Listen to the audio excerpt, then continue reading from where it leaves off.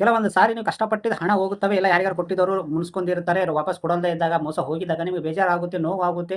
ಏನೋ ₹5, ₹10, ₹100, ₹1000 ಒಂದು ಅವ್ರ ಫ್ಯಾಮಿಲಿ ಪಟ್ಟಿದ್ದು. ಅಂದ್ರೆ ನೀವು ಎಷ್ಟುವರೆಗೆ ಅಮೌಂಟ್ ನೋಡಿದ ಏನೋ ಈಗ ಲಕ್ಷ ತರ ನೋಡಿದ್ರೆ ₹100, ₹200 ಬೆಲೆ ಇರೋದಿಲ್ಲ. ಬಟ್ ತುಂಬಾ ಜನ ನೋಡಿದ್ರೆ ಅಂತೂ ಅನ್ನ ಬೆಲೆನೇ ಇರೋದಿಲ್ಲ. ಆಗ ನಿಮ್ಗೆ ಎಷ್ಟು ಅಮೌಂಟ್ ನೀವು ಹೋಗ್ಲಿ ಬಿಡು ಅಂತ ಬಿಡ್ತೀರಲ್ಲ ಅಲ್ಲಿ ತನಕ ಬಿಡ್ರಿ.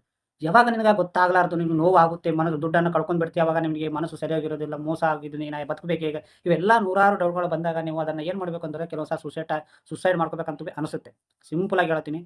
ಆ ಟೈಮ್‌ನಲ್ಲಿ ಭಯ ಆಗುತ್ತೆ. ಭಯನೂ ಆಗುತ್ತೆ, ನಿನ್ನ ಮನಸ್ಸು ಒಂದೇ ತರ ಇರೋದಿಲ್ಲ. ಏನೋ ಒಂದು ಮಾಡ್ಕೋಬೇಕು, ಏನೋ ಒಂದು ಅಂತ ನೆಗೆಟಿವ್ ಬರುತ್ತವೆ. ಬಟ್ ಅದನ್ನ ನೀವು ಏನ್ ಮಾಡ್ಬೇಕಂದ್ರೆ ಜಸ್ಟ್ 1, 2, 3 ದಿನಗಳ ಹತ್ರ ನೀವು ಜಸ್ಟ್ ಕಾಪಾಡ್ಕೊಳ್ಳಿ. ನಿಮ್ಮಂದು ನೀವೇ ಕಾಪಾಡ್ಕೊಳ್ಳಿ. ಆ ಮನಸ್ಸು ನಿಮ್ಮ ಕಂಟ್ರೋಲ್‌ನಲ್ಲಿ ಇರೋದಿಲ್ಲ. ಮೈಂಡ್ ಅನ್ನೋದು ಪೂರಾನೇ ಇರುವುದು. ಹಾಗಂತ ಆ ಸಮಸ್ಯೆಯನ್ನು ಪದೇ ಪದೇ ಆಲೋಚನೆ ಮಾಡಿದಾಗ ಬಂದೇ ಬರುತ್ತೆ. ಅದನ್ನ 3, 4 ದಿನ ನೀವು ಕಂಟ್ರೋಲ್‌ನಲ್ಲಿ ಇದ್ದೀರಿ ಅನ್ಕೋ, ಆ ಸಮಸ್ಯೆ ಬಹಳ ಕಡಿಮೆ ಆಗುತ್ತೆ.